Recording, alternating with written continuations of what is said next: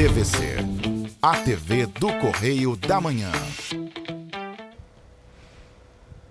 Direto dos estúdios da TV Correio da Manhã em Petrópolis, começa agora o Correio Petropolitano Debate desta quinta-feira. Hoje daremos destaque ao Plano Inverno e ao período de seca aqui em Petrópolis. A queda de energia provocada por pipas impactou mais de 150 mil clientes da Enel no estado do Rio nos 6 primeiros meses deste ano. Uma operação da Polícia Federal combate crimes cibernéticos contra os segurados no Instituto Nacional do Seguro Social, o INSS. O Ministério da Educação encerra nesta quinta-feira a consulta pública para a avaliação e reestruturação da Política Nacional de Ensino Médio. E o combate ao racismo nos estádios e arenas esportivas no estado do Rio ganha reforço com a Lei Vini Júnior. Quem está interessado em voltar a estudar não pode perder a oportunidade. A Prefeitura de Petrópolis está com matrículas abertas para a educação de jovens e adultos, o EJA. O cadastro deve ser realizado até o dia 14 deste mês. O diálogo com o objetivo de acompanhar as fiscalizações em prol da segurança petropolitana. Eu sou Richard Stolzenburg e o Correio Petropolitano Debate está começando.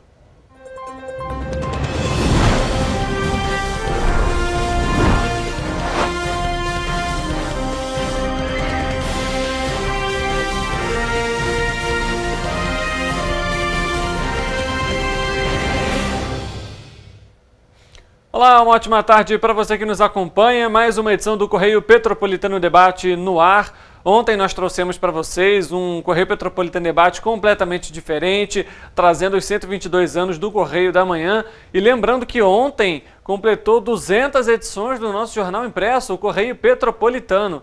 Então, muito obrigado também você que está nos acompanhando por fazer parte dessa história, você que vai à banca, faz a compra do seu jornal para se manter bem informado. Você sempre vai ser o nosso principal foco, levar informação com qualidade, com relevância, trazendo os principais pontos aqui de Petrópolis. Seremos sempre aquele público que vai criticar, analisar, avaliar, questionar quando for necessário também, para que a nossa cidade possa crescer e se desenvolver. Você que está nos acompanhando, seja muito bem-vindo a interagir aqui com a nossa programação por meio do nosso Facebook e YouTube. Você pode curtir, comentar, compartilhar, enviar para a família, para os amigos e mandar sua denúncia. A gente começa a edição de hoje com o nosso noticiário, já falando sobre a questão da educação, porque o Ministério da Educação, o MEC, encerra nessa quinta-feira a consulta pública para avaliação e reestruturação da Política Nacional de Ensino Médio, conhecida como Novo Ensino Médio.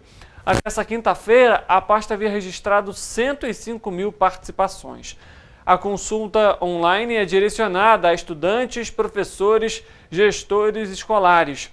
A coleta de opiniões começou no dia 15 de junho e tem como objetivo reunir subsídios para que possibilitem a tomada de decisões sobre atos normativos que regulamentam o ensino médio. Em nota, o Ministério informou que a pesquisa é realizada por meio de recursos de comunicação rápida, utilizando o sistema Pesquisap. É um chatbot de WhatsApp que é especialmente projetado para coletar e mensurar os resultados da pesquisa. Com essa ferramenta interativa, os participantes podem então responder as questões da consulta por meio dos telefones ou computadores e utilizam também um código QR Code ou link disponibilizado nas próprias escolas. Mudando de assunto, o enfrentamento ao racismo nos estádios e arenas esportivas aqui no Rio de Janeiro ganhou um reforço. O governador Cláudio Castro sancionou na última quarta-feira 2 leis que tratam do tema, que mobilizou o Legislativo Fluminense para combater atos discriminatórios nas competições, principalmente após os episódios envolvendo o craque gonçalense Vinícius Júnior do Real Madrid. Os textos serão publicados em edição extraordinária do Diário Oficial da União. Foi publicado, em edição extraordinária do Diário Oficial da União na última quarta-feira. Tá aí o nosso craque, né, inclusive já da seleção brasileira. E a gente espera que esse respeito seja não só com o Vini Júnior, mas com todos os atletas e também em todos os esportes. Infelizmente, a gente ainda acompanha casos, né, de racismo no futebol brasileiro, no futebol internacional, e isso se reverbera aí ao longo dos anos. Mas é importante que a população tenha também essa responsabilidade de cobrar ali as ações e também ser contra esse tipo de atitude. O racismo é inadmissível e juntos conseguimos vencer esse preconceito. A Polícia Federal cumpre na manhã dessa quinta-feira 24 mandados de busca e apreensão e 22 de prisão temporária contra uma organização criminosa que usa dispositivos eletrônicos para acessar os dados pessoais de segurados no Instituto Nacional do Seguro Social, o INSS. Os mandados foram expedidos pela Primeira Vara Federal de Teresina, no Piauí, mas estão sendo cumpridos em São Paulo, no Ceará, no Distrito Federal e também aqui no estado do Rio de Janeiro. A operação chamada Upgrade, em referência à evolução das investigações, mobiliza mais de 100 policiais federais e é um desdobramento das operações Chupacabra 1 e 2 e Backup, que aconteceram em Teresina e em São Paulo. Na investigação foram descobertos dispositivos clandestinos, conhecidos como Chupacabra, que tinham sido instalados em 2 agências do INSS, na capital piauiense, com o objetivo de furtar os dados pessoais dos assegurados. A descoberta dos equipamentos levou os policiais até uma empresa de fachada em São Paulo, utilizada como base para praticar os crimes. Benefícios cessados eram reativados e os recursos retrativos desviados para contas diferentes dos beneficiários. Também foram identificados vazamentos de senha de servidores e invasão no sistema do INSS nos outros estados. O Instituto Nacional de Seguro Social apontou que esses crimes podem ter causado danos milionários ao Tesouro. Os acusados devem responder pelos crimes de organização criminosa, furto eletrônico, invasão de dispositivo informático e lavagem de bens e valores. Somadas as penas, eles podem ser condenados até 30 anos de prisão. Mas a gente vê aí, né? Olha que situação delicada, né? Você vai na agência do INSS tendo ali o costume de estar seguro, né? Por estar dentro da agência e os criminosos agindo dessa maneira, né? Quantas pessoas não foram prejudicadas por conta desse crime? Importante que os policiais identifiquem os criminosos e façam realmente essas prisões, porque a população, principalmente quando a gente se trata de INSS, são aposentados ou pensionistas, né, ou pessoas que se aposentaram por invalidez, por exemplo. Então, são para aquelas pessoas que realmente precisam daquele valor, dependem daquele valor para fazer a sua compra do mês, para pagar as contas do dia a dia. E pessoas de mau caráter fazendo esse tipo de situação, né? Infelizmente, a gente vai acompanhar os desdobramentos dessa operação que acontece também aqui no Rio de Janeiro. Em maio de 2023, a produção industrial nacional variou 0,3% quando comparada ao mês de abril, na série com um ajuste sazonal. O analista André Macedo comenta sobre os índices obtidos. Os dados foram divulgados pelo Instituto Brasileiro de Geografia e Estatística. A produção industrial, ao assinalar comportamento positivo em maio de 2023, frente ao mês imediatamente anterior, na série com o ajuste sazonal, volta a crescer após ter recuado em abril último. No resultado desse mês, observa-se perfil disseminado de taxas positivas, alcançando 3 das 4 grandes categorias econômicas e 19 dos 25 ramos industriais pesquisados. Cabe ressaltar que esse é o maior espalhamento em termos de atividades desde setembro de 2020, quando 23 atividades industriais mostraram crescimento na produção. Mesmo com esse comportamento positivo, o setor industrial se encontra 1,5% abaixo do patamar pré-pandemia, ou seja, fevereiro de 2020, e 18,1% abaixo do ponto mais elevado da série histórica, que foi alcançado em maio de 2011. Assim, ainda na série com ajuste sazonal, com esses resultados recentes, a produção industrial, que avançou 1,5% nos 3 últimos meses de 2022 e prossegue com saldo positivo, só que de 0,4% nesse início de 2023, quando comparado com o patamar que havia encerrado o ano passado, ainda assim permanece distante de recuperar as perdas do passado recente. No confronto com o igual mês do ano anterior, a atividade industrial, ao avançar 1,9% em maio de 2023, além de marcar o crescimento mais intenso desde junho de 2021, reverte o recuo assinalado em abril último. Contudo, no resultado desse mês, observa-se perfil disseminado de taxas negativas, alcançando 16 dos 25 ramos industriais pesquisados, permanecendo dessa forma pelo 9º mês consecutivo com um número maior de atividades industriais, mostrando queda na produção para esse tipo de comparação. No indicador acumulado no ano, permanece o movimento de queda na produção, mas com redução na intensidade de perda frente ao fechamento do primeiro quadrimestre de 2023, quando o total da indústria havia recuado 1%. Contudo, permanece a característica de perfil disseminado de taxas negativas, alcançando 14 dos 25 ramos industriais e 54,8% dos 789 produtos investigados pela pesquisa. Vamos falar sobre oportunidade, porque estão abertas até o dia 2 de agosto as inscrições para o 28º concurso para ingresso na carreira inicial na Defensoria Pública do Estado do Rio de Janeiro. O edital, aprovado pelo Conselho Superior da instituição no dia 30 de junho, foi publicado no Diário Oficial Eletrônico da Defensoria Pública na última segunda-feira, dia 3. A primeira prova preliminar será realizada no dia 1º de outubro, e vai contar com 90 questões de múltipla escolha. O edital reserva 30% das vagas para negros e indígenas, 5% para pessoas com deficiência e 10% para hipossuficientes econômicos, como prevê a legislação. A Defensoria Pública tem hoje 26 cargos vagos de defensores públicos. Para efetuar a inscrição, o interessado deve acessar o site, daqui a pouco vai aparecer aqui na tela para você, até o dia 23 deste mês e até as 4 horas da, até o dia 2 de agosto, às 4 horas da tarde. As pessoas interessadas podem então ler o regulamento do concurso, bem como as demais publicações que ficam no site, que está inclusive aqui para você, ó. Apareceu aqui embaixo, nele você consegue essas informações. E também no site da Defensoria Pública, acessando a área Concurso Defensor Público.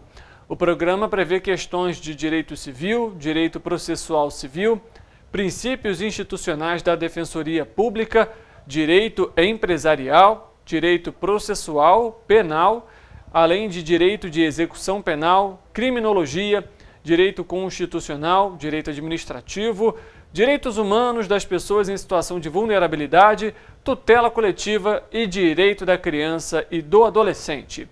Boa sorte para você que vai fazer a prova, não deixe de fazer então aí a sua inscrição. Na última terça-feira foi realizada em Brasília uma reunião para debater a reforma tributária.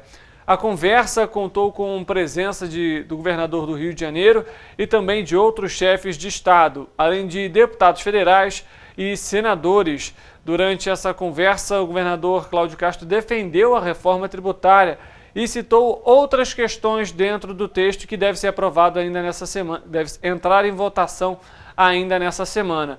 Vamos acompanhar o que disse o governador do Rio. Mas no recorte do CONSUD, é 56% da população, 70% do PIB, 80% da arrecadação federal e 93% das dívidas dos estados com a União estão nesses 7 estados. Dos 4 estados que mais colaboram para a União, dos 5, 4 estão em regime de recuperação fiscal. Nós estamos falando isso numa lógica de um pacto federativo que não tem gerado emancipação dos estados não produtores e tem quebrado os estados produtores. Tem que ser respeitado o critério populacional, para que a gente tenha, aí sim, um conselho que ele reflita. A produção é importante, é importantíssima, mas eu acho que nós temos que nos debruçar um pouquinho sobre o comércio e o setor de serviços, que também não pode acabar tendo um aumento de uma carga tributária, onde quem vai diminuir vai ganhar margem e o outro vai ter que aumentar, vai gerar um processo inflacionário. Os governadores são favoráveis sim, mas nós acreditamos que como região, e não na perspectiva do nós contra eles, mas na perspectiva colaborativa, o que nós viemos aqui fazer hoje é dialogar com os senhores e com as senhoras É uma reforma muito importante que vai fazer o Brasil crescer, mas se não for discutida também com a calma necessária, ela pode gerar muitas desigualdades. E eu tenho certeza que o nosso Congresso está pronto para votar, e nós, governadores, queremos ajudar a vocês a balizar essas mudanças que precisarão ser feitas, mas que elas gerem justiça social e não mais desigualdade em nome de um nós contra eles, que só tem levado o Brasil ao descrédito. Muito obrigado. Tá, então para você a fala do governador durante essa reunião que foi realizada em Brasília. A gente muda de assunto, vamos falar sobre Petrópolis. Infelizmente, uma notícia não tão boa. Desde as tragédias do ano passado, várias obras do governo municipal aqui da cidade e que tinham prazo estabelecido para a conclusão estão enfrentando atrasos significativos. Isso tem gerado a preocupação, lógico, de toda a população e insatisfação também entre os moradores. Em meio a uma das vias mais atingidas pela chuva ano passado, a unidade de pronto atendimento, a UPA aqui do centro da cidade, localizada na rua Washington Luiz, também precisou ser interditada, bem como o prédio anexo, onde funcionava o centro de especialidades. O espaço tem como data limite para a entrega das obras ontem, quarta-feira, dia 5. Mas no local teve ali bastante movimento até de material de construção e de funcionários com maquinários para tentar finalizar a obra, que mais uma vez está em atraso, né, gente? A obra no prédio começou no dia 7 de novembro do ano passado e foi orçada em pouco mais de R$1 milhão. E o prazo inicial era de 120 dias, mas foi prorrogado até o dia 5 de julho de 2023, ou seja, ontem, quase 11 meses depois da tragédia.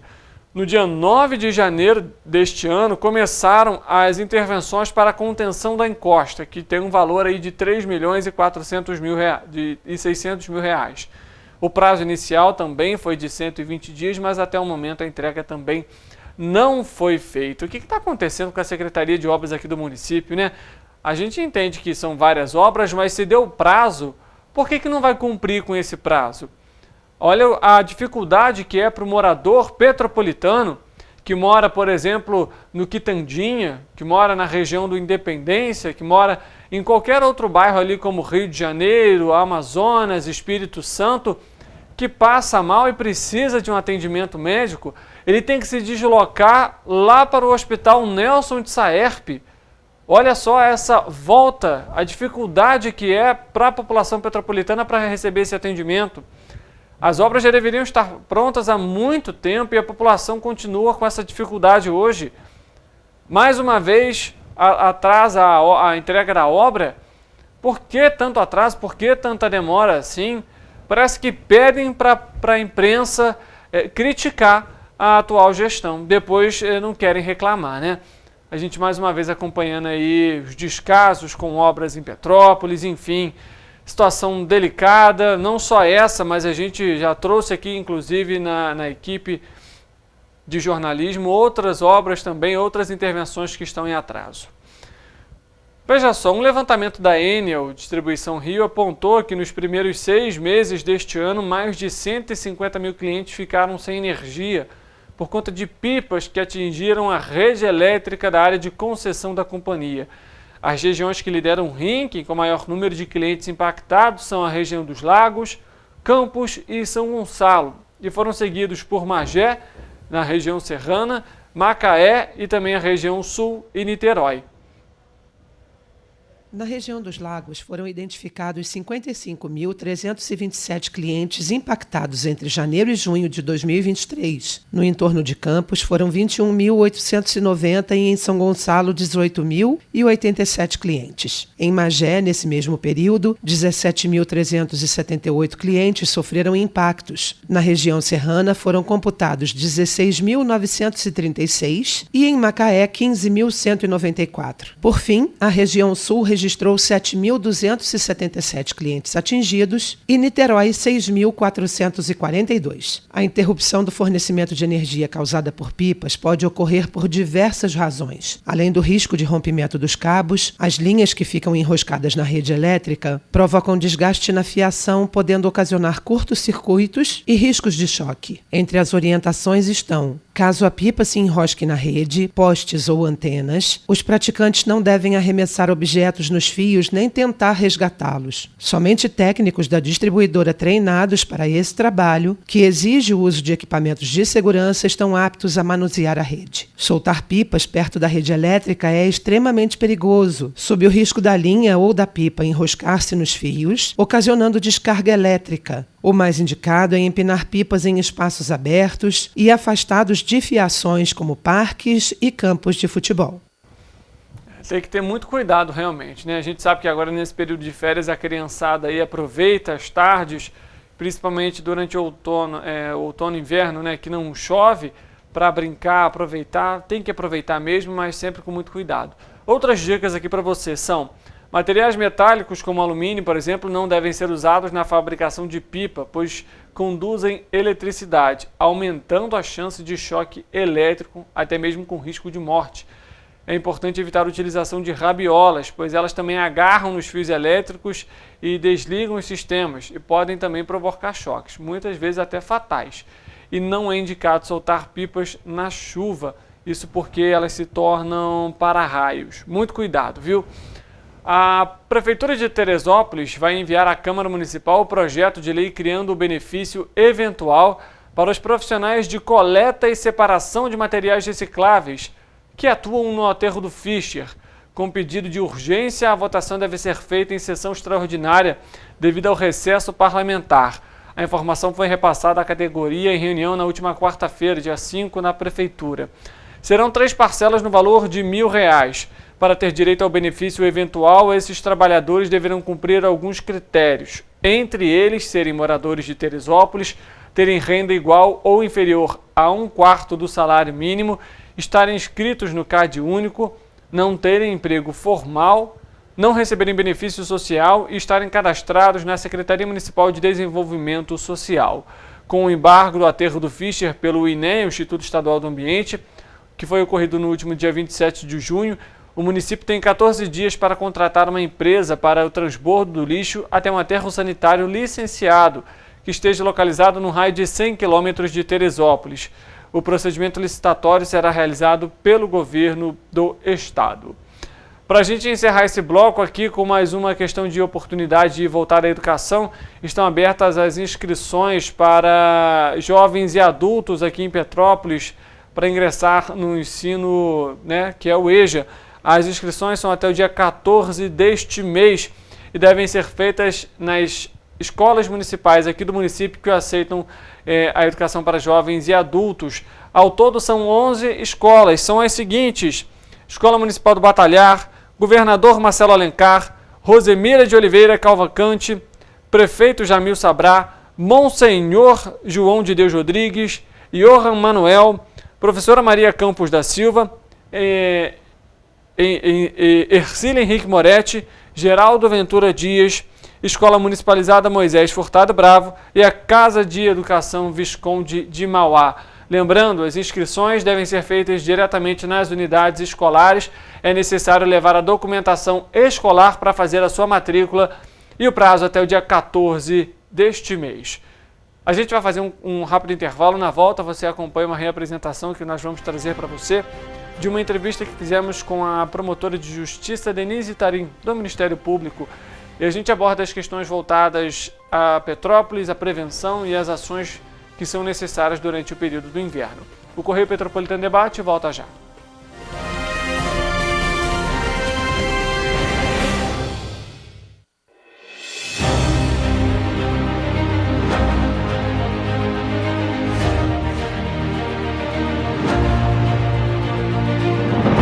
Não é jornalismo de direita, é jornalismo direito.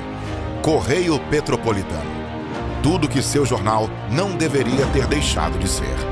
Todos os dias, em uma banca perto de você.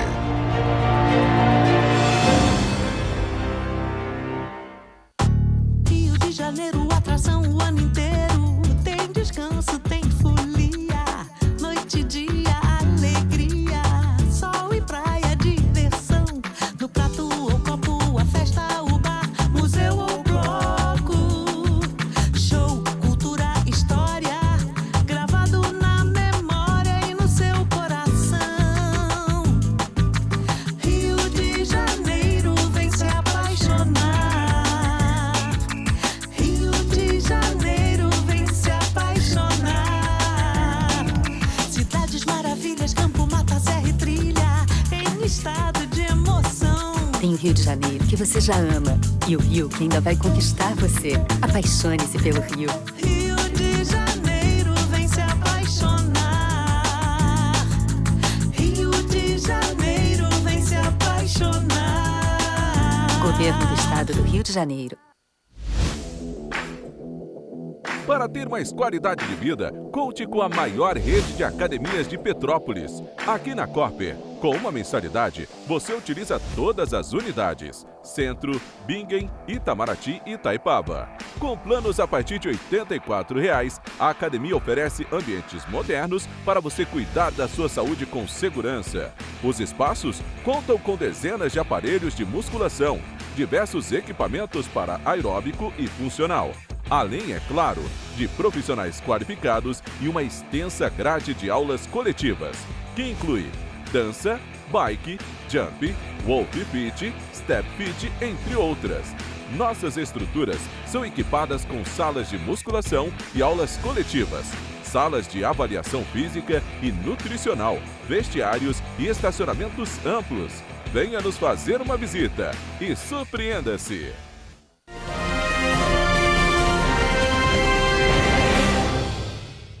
Correio Petropolitano Debate de volta, a gente dá início agora à nossa entrevista e vamos abordar diversos assuntos.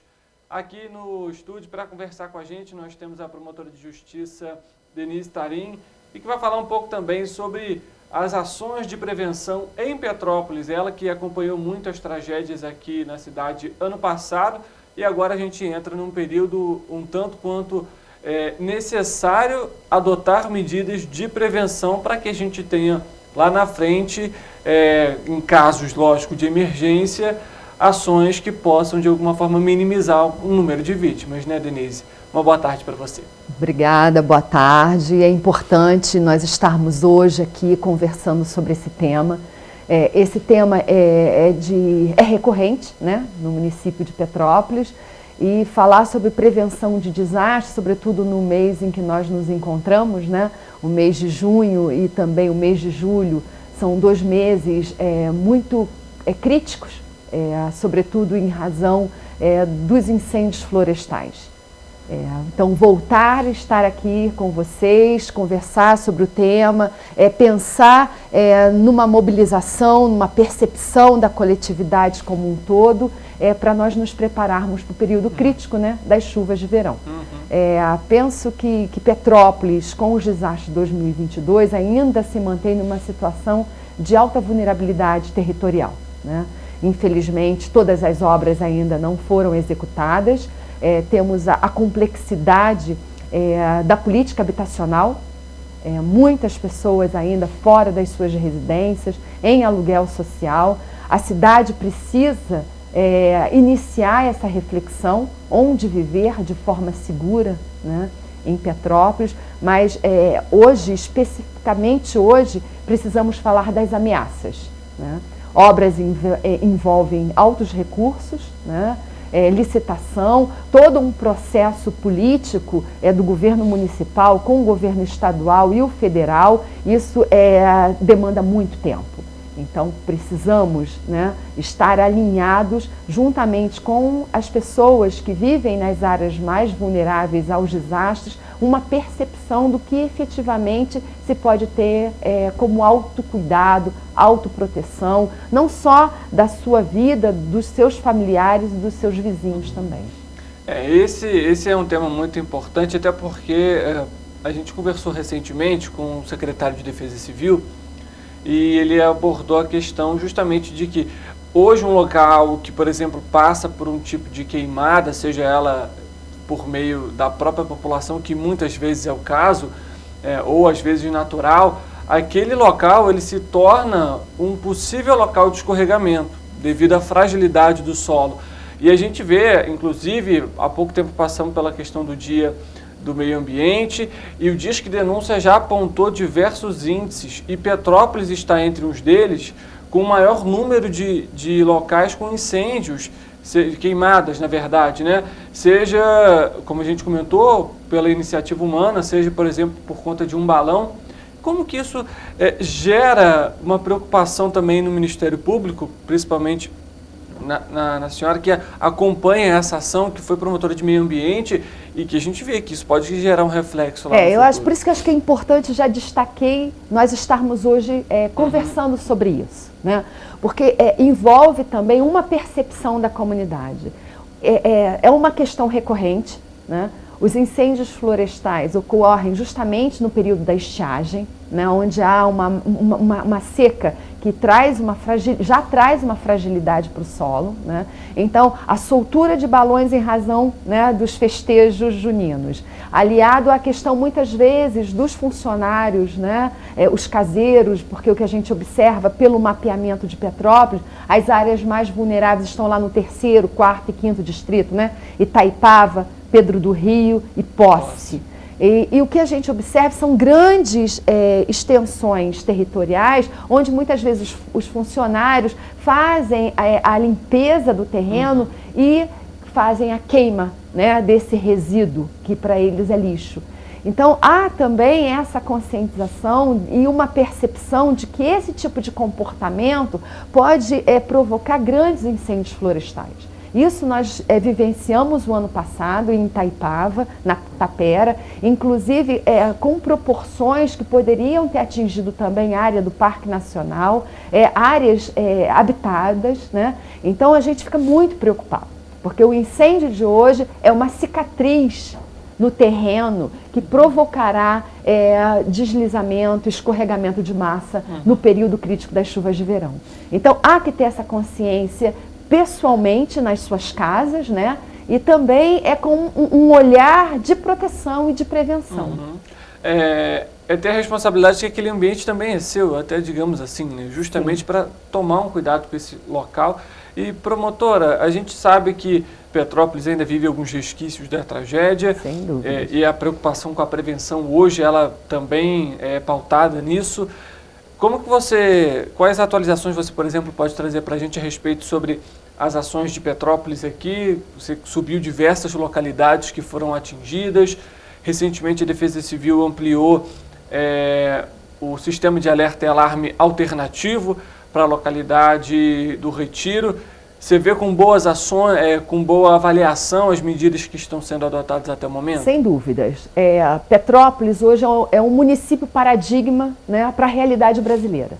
Isso é fundamental de nós entendermos, justamente por aqui, né, ser o cenário, o palco de vários desastres. Muita tecnologia foi sendo adquirida, né, ao longo do tempo. Então, um ponto fundamental foi a instalação do Conselho Municipal de Defesa Civil, né? Trazer para o âmbito da política pública a participação da sociedade civil, sobretudo dos mais vulneráveis, dos que já foram afetados ao longo desses anos. Muitas vezes o que a gente vê em Petrópolis, né, é esse remanejamento de pessoas para áreas em vulnerabilidade também. Então, muitas vezes você foi afetado na sua casa, aí você vai para um novo local e aquele local também tem essa vulnerabilidade.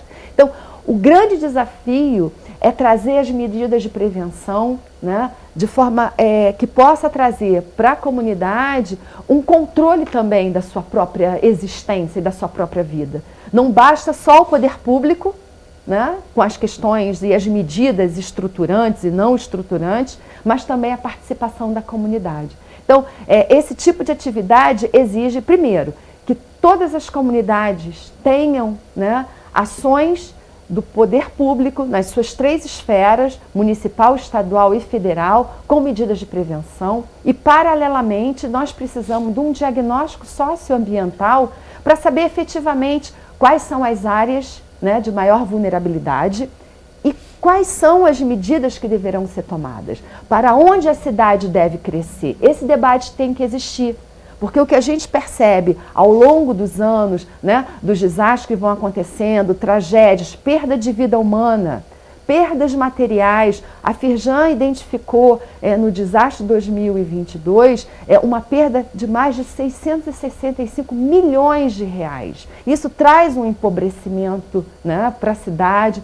onde tem perda da infraestrutura, a própria economia também é atingida. Então isso tem que ser olhado de uma forma maior, não só pelo poder público, mas pela sociedade também, pela comunidade petropolitana, até para fazer valer os seus direitos. Então, o grande momento que nós nos encontramos é de revelar esses dados, é de trazer, então, para o Ministério Público essa comunicação o que efetivamente está sendo feito e o que precisa ser feito é o que nós estamos buscando. Então, o motivo de toda essa nossa percepção é trazer um olhar diferente sobre o seu território. Muitas vezes a pessoa sai, entra na sua casa e não consegue perceber o todo, porque às vezes dá medo mesmo. Medo de olhar aquilo que é para além, né? Muito além das suas possibilidades e dentro da sua realidade. Então, o Ministério Público identifica o fortalecimento da comunidade como uma estratégia. É prioridade que a comunidade entenda o risco a que ela está submetida. Isso tem sido realizado em Petrópolis, Sim. promotora? Olha, nós, juntamente com a Defesa Civil, né, os núcleos comunitários de defesa civil, é uma estratégia que a própria legislação já estabelece de forma prioritária. Então, a comunidade, ao se articular, ao se integrar, ao conhecer o seu território, ao fazer o mapeamento participativo, juntamente com o poder público, tem grande capacidade de reavaliar, né, os seus pontos fracos, né, e buscar uma forma de autoproteção. Então, os sistemas, né, de alerta alternativos vêm com essa visão de ampliar essa percepção. Né? E o que eu acredito que Petrópolis possa, sim, não só para a cidade, como uma forma de manter a sociedade e as pessoas mais seguras, é esse diálogo franco. Mas isso também tem que ser uma escolha, né, das pessoas, da própria população, de participar do Conselho de Defesa Civil. É ali que é a arena importante do debate para que nós consigamos mais recursos, inclusive. Não só recursos para remediação ou para reconstrução, mas para prevenção. O debate sobre a política habitacional, o morar seguro na cidade, ele precisa ser enfrentado de uma forma muito contundente, sob pena de nós estarmos, ano após ano, né, plantando, inclusive, os mesmos resultados. A gente, como citou até já aqui na entrevista, Denise, a respeito sobre a política habitacional. Hoje Petrópolis também vive essa problemática e a gente vê pessoas de 2011, da tragédia, que ainda não têm as suas residências ou ainda não tem um plano justamente para isso. Eu faço a seguinte pergunta: ano que vem é um período eleitoral. É uma preocupação quando se chega no período eleitoral, visto que a gente tem as obras que estão sendo realizadas pelo atual governo, que seja, e a gente tem também essa questão da política habitacional. E isso, infelizmente, às vezes se torna um alvo até mesmo dos políticos para se elegerem. E também da questão da continuidade dessas obras. É visto com preocupação esse período? Olha, falar de política habitacional no Estado brasileiro é enfrentar uma cultura da perversão. É perverso o que a gente enfrenta. Não há qualquer planejamento. Sem planejamento, você não tem como fazer uma projeção de custos. E isso, infelizmente, é uma realidade da nossa política, né? Não só partidária, né, de controle até mesmo das necessidades da população, porque não é agora que Petrópolis vivencia essa questão, né, desse déficit habitacional. Isso é, pelo menos ao longo desses 20 anos, algo que se revela como necessário. Por isso que eu falo de ser uma perversidade, né? Essa perspectiva de você não ter a política habitacional como uma prioridade, porque nós estamos falando aí também de desigualdade social. Então, essa desigualdade social, quando você empurra os mais vulneráveis economicamente para as áreas de risco, mostra como que também o mercado enfrenta, né, essa valoração da terra. A terra tem um valor. Então, como nós estamos falando de uma indústria, que é uma indústria da construção, os mais necessitados não são enxergados dentro da legislação, inclusive. Recentemente nós tivemos, né, uma alteração da política do programa Minha Casa Minha Vida, e como medida provisória, em que houve todo um debate, né, no Congresso Nacional, em que nós não conseguíamos ver naquele momento quais seriam as estratégias de implementação. Porque não adianta nós termos uma lei só garantindo, você tem que ter uma estratégia, porque isso envolve recursos muito grandes. Então, a população tem que entender isso também. Não é só dizer, não, isso é um problema do governo. Não, isso é um problema nosso. Porque enquanto nós não estivermos com essa consciência desse debate, discutir Petrópolis, de um novo desenho de cidade, se nós não convidarmos a população, a iniciativa privada, o poder público, a universidade, né, as universidades que estão aqui estabelecidas para ter um debate, um debate realmente que nos oriente num programa. E claro que esse momento eleitoral compromete.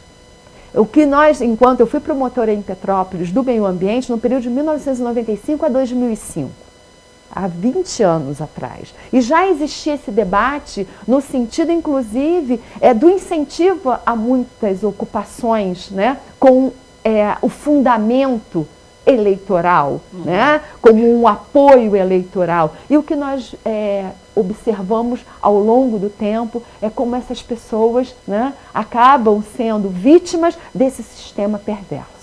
Então, é o momento dessa reflexão. Acho que por isso esse nosso encontro é importante, conversar, né, com as pessoas, para que elas consigam perceber amplamente quais são as suas ameaças. Então, hoje a gente tem, sim, uma fragilidade política que representa uma ameaça.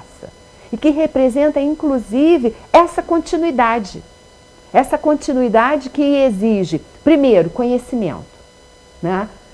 Precisa de informação, de dados, precisa do debate, do diálogo, para que a gente coletivamente construa esse planejamento, para que o poder público compreenda que o papel dele é de executar aquilo que ele se comprometeu, que foi o fundamento do seu voto, né? E que exige uma continuidade. Não é a cada 4 anos você renovar, não. Aquele começou, vamos fazer diferente. Planejamento é outra coisa, é para longo prazo. E quando falamos, né, em moradia segura, em habitação, né, para que as pessoas possam ter o mínimo de condições de segurança para que vivam livre do medo. Esse é um ponto fundamental para que a gente possa ser uma sociedade livre, né? Minimamente condições de vivenciar o seu dia a dia de uma forma, né, que possa permitir o seu desenvolvimento social das suas relações sociais. Promotora, esse é um ponto muito importante, mas aqui em Petrópolis a gente tem passado também por uma outra situação e eu queria entender como que o Ministério Público acompanha isso, porque em Petrópolis a gente está vendo uma dificuldade até com a questão do aluguel social. Recentemente o Tribunal de Contas do Estado suspendeu parte do aluguel para alguns beneficiários por questões aí que receberiam a mais do que era previsto. E também queria que você falasse da necessidade da integração governo do Estado, federal e prefeitura a respeito não só dessas prevenções, mas também de um governo como um todo. Eu falo isso porque a gente vê que, por exemplo, a Defesa Civil adota medidas como o sistema de alerta e alarme alternativo, buscou recentemente, até com o governo do Estado, ampliar o sistema de alerta e alarme, se eu não me engano está em processo de licitação, mas em contrapartida a gente vê, por exemplo, o prédio da Floriano Peixoto fechado, que poderia ser uma alternativa para tirar essas pessoas que de alguma forma ainda estão em locais de risco, para morar num local mais seguro. Lógico que é necessário um estudo, remanejar essas pessoas de forma adequada, mas a gente vê ali que, enquanto uma secretaria está fazendo alguma coisa, a outra talvez poderia agir de uma forma mais rápida, e às vezes isso não acontece. Isso também, de alguma forma, atrapalha todo esse sistema? Olha, mais uma vez, né, eu vou colocar para vocês o papel do Ministério Público, né? O promotor em uma cidade como Petrópolis, né, aqui nós temos várias áreas de atuação, Mas na área específica do desastre, atuamos muito como essa figura que integra os demais órgãos do próprio, né, município. Você vê que secretarias muitas vezes não conversam entre si, né? E aí a gente vai, quando no momento do desastre, aí você precisa ter o gabinete de crise para colocar todo mundo de forma articulada, mas nós acreditamos que isso precisa acontecer de forma prévia.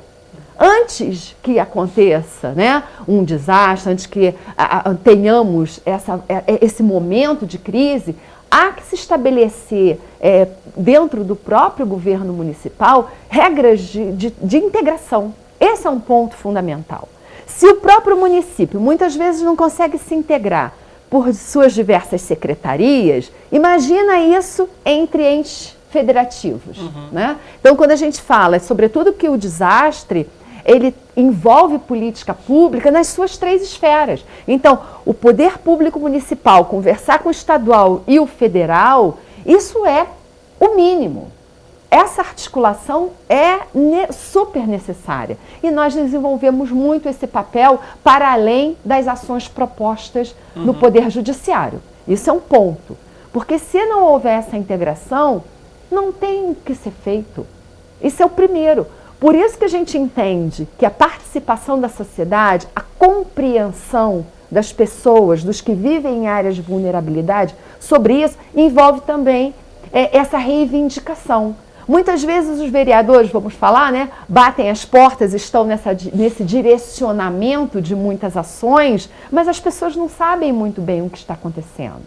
Foge ao seu dia a dia, né? Então, sem sombra de dúvidas, falar de desastre, seja na prevenção e seja no enfrentamento ou na remediação, com o poder um de costa para o outro, só a população perde com isso. Então, o nosso papel também é muito esse. É não deixar esquecer, é estar aqui conversando, né, trazendo para a população, para os moradores, alguns aspectos para trazer uma reflexão, para que sintam a curiosidade de como eu posso me proteger a minha família, os meus vizinhos também. E, promotora, voltando um pouco para a questão da prevenção aqui em Petrópolis, hoje o que talvez seria o fundamental, por exemplo, em tudo que a gente acompanha de prevenção de ações aqui para a cidade? Olha, acho que de tudo que a gente vem ao longo desses anos, eu me centro especialmente nos moradores. Né? Todo o protagonismo na nossa área de atuação tem que ser para as pessoas. Então, elas precisam saber o que está acontecendo.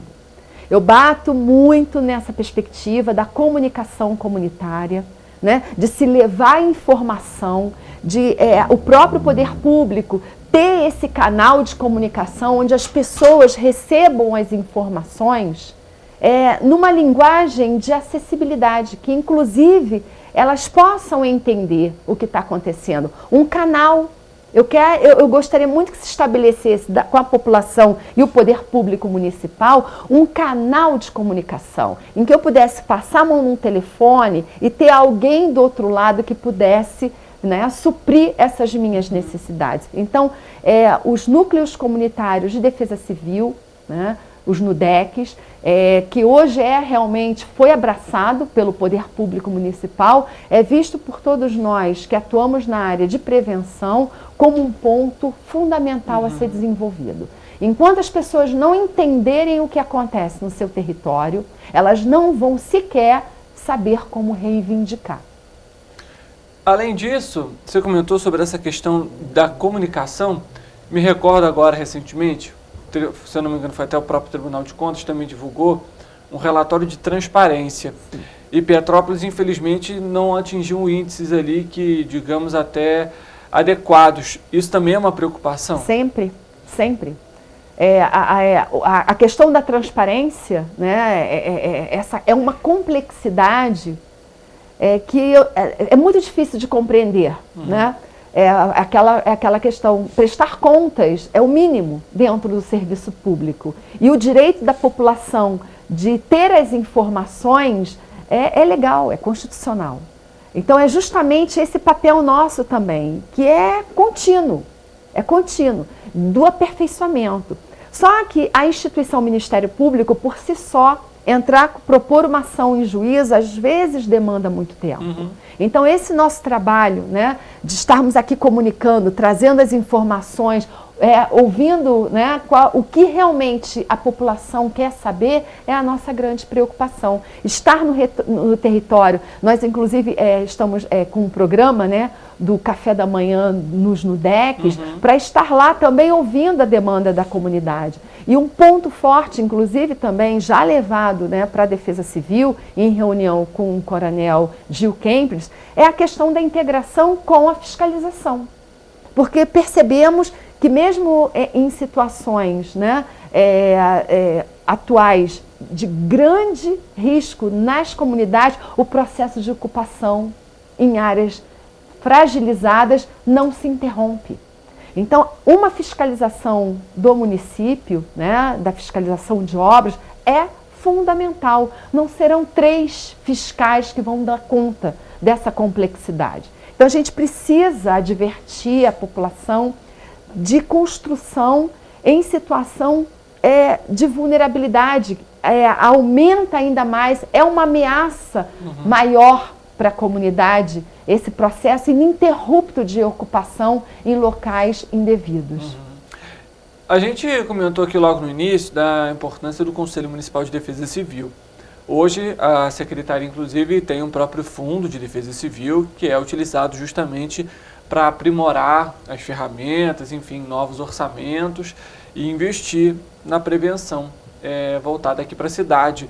Mas hoje, com uma cidade de 300 e poucos mil habitantes, né, os dados do IBGE devem sair ainda, mas a estimativa é que seja em torno de 310 mil, haveria necessidade hoje de termos uma defesa civil maior, um grupo técnico talvez maior, justamente até para essa secretaria, para a secretaria também conseguir avaliar todo o cenário de Petrópolis, porque temos diferentes características, né, quando a gente pega toda a cidade? Sempre, sempre.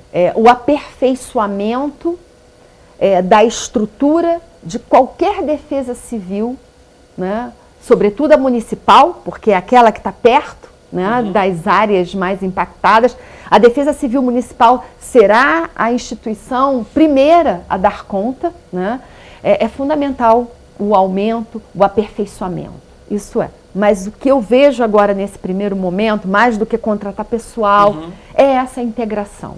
É o secretário de Defesa Civil constantemente com o secretário de Habitação, com o secretário de Obras, de Planejamento, conversando com o secretário de Saúde e com o secretário de Assistência Social. Isso deveria ser uma estratégia única.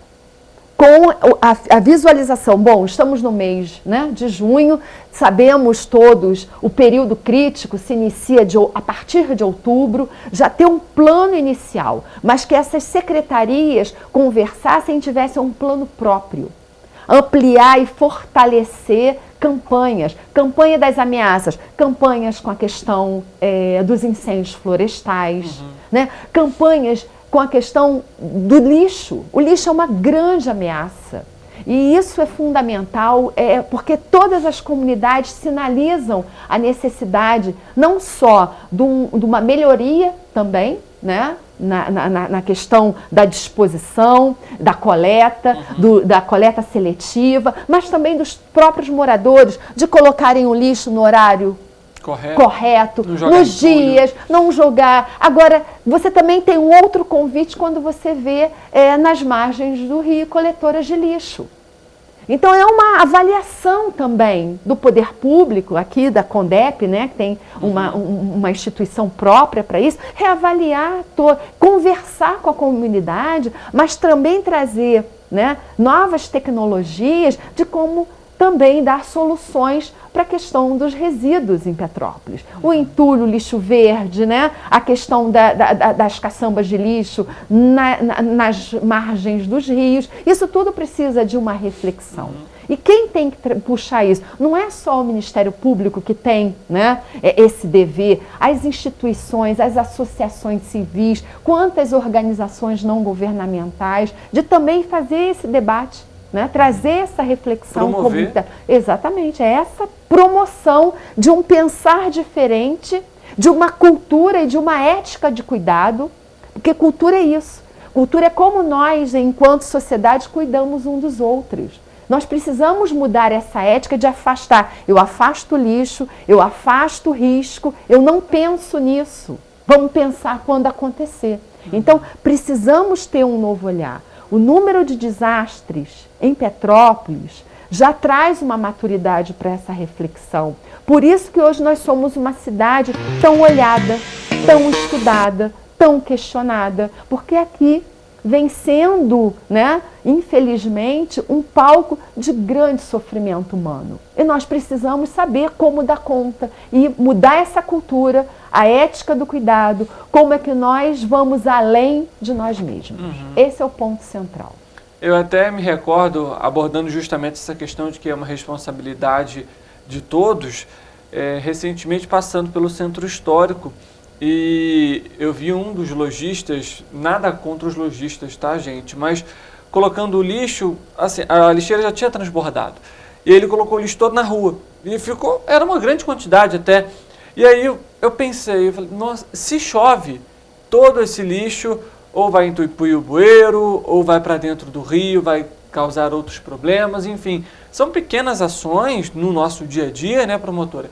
Que são fundamentais e que trazem também essa consciência de que aquele ambiente pertence a todos e eu também tenho essa responsabilidade de cuidar daquele espaço e, como a gente tem comentado, de provocar ações de prevenção ou até mesmo dar sugestões a respeito sobre esse tema.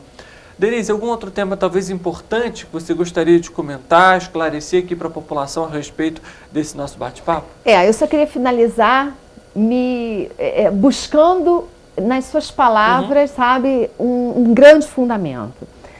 A vulnerabilidade, ela é mútua. Nós só vamos conseguir dar conta quando a sociedade como um todo entender o seu papel. Nada acontece exclusivamente em razão das chuvas, porque muitas vezes há o desastre natural e nós temos aquele olhar, inclusive na própria legislação, de que fatos provocados pela força maior não há responsabilização. Então a gente sempre ouve, não, o desastre é natural e passa para a população como um todo que não há responsáveis. E é assim, porque os responsáveis somos todos nós. O poder público, né, que inclusive os seus gestores se candidatam, se propõem a cuidar da coletividade, do bem comum, é a proposta inicial, é o primeiro responsável, mas a sociedade como um todo. E partir do pressuposto que quando a gente vê um grupo, né, uma comunidade ou um morro afetado, todos nós somos afetados. Então, isso que nós vivenciamos, né, aqui no 1º Distrito, né, em 2022, foi um exemplo claro de que um sozinho não vai dar conta.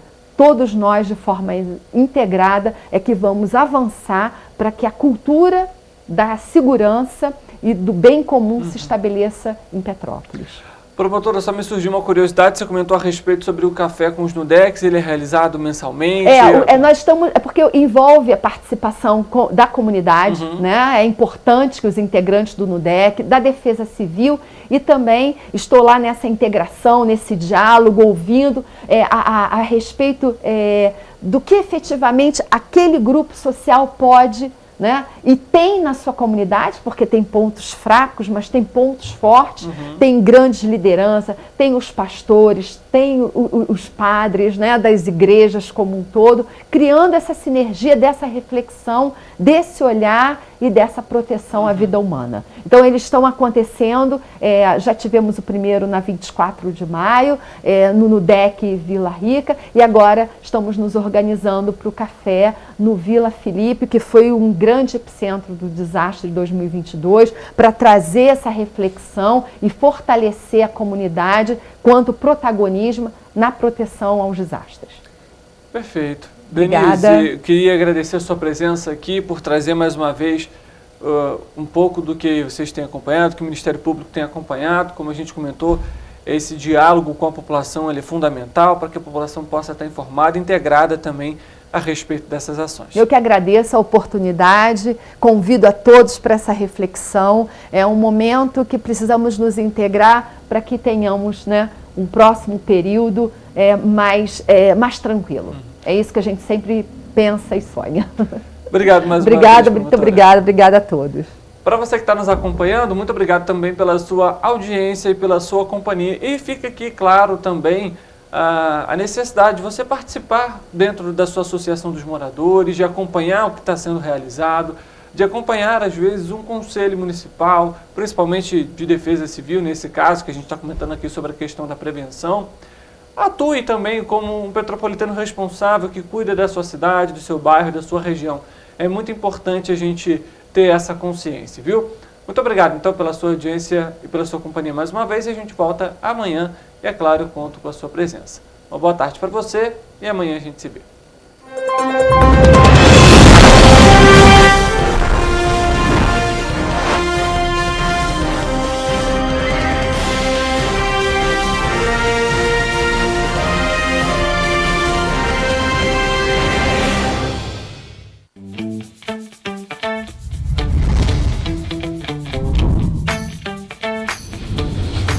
TVC, a TV do Correio da Manhã.